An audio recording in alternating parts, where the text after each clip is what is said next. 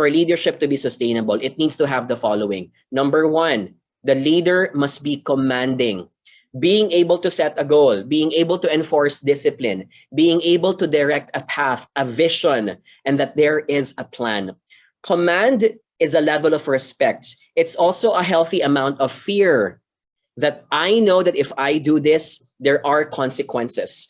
I know that my leader entrusts that all of us are going to get the job done because we're all contributors to a certain vision aligned in the future.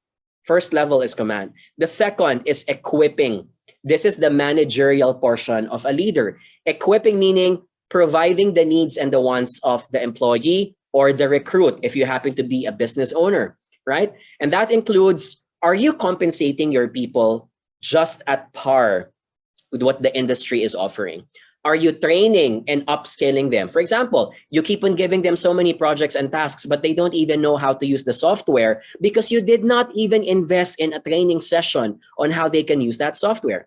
It's kind of unfair for leaders to expect so much from their people, and yet they do not invest in them.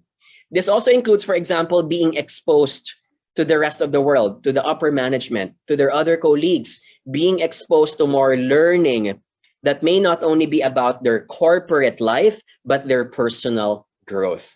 The third is equipping. Sorry, the second is equipping. The third one, which I think is missing for many of us, and I think this is the trickiest part, could you please type in the chat box, what do you think is the third element? Could you please type? So there's command. You have to be commanding. You have to be equipping. What's the third one, right? I'm looking at the chat box. All right, so someone says, and I'll give you a clue. Leaders are cheerleaders. You're not just there to command. You're not just there to equip. You're there to push.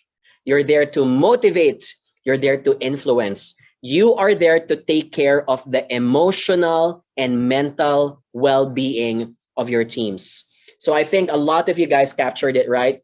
The third part is influencing, right?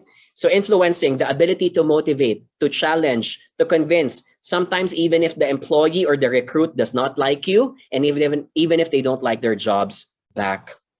Okay, I want you now to try to reflect on your leadership style.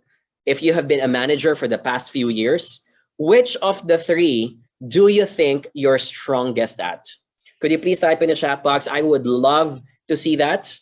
Letter C for command, letter E for equipping, letter I for influencing. Where do you think you're good at? If you think you're good at more than one item, you can give me multiple letters. So I'm looking at the chat box. I'm obviously expecting this. We will have different answers. Some people are typing letter I, letter E. Some people are giving me letter C and letter E. Very good.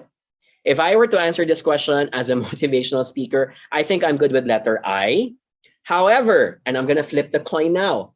Now that you've told me some letters, could you please type in the chat box, which of the three do you think you need to work on more?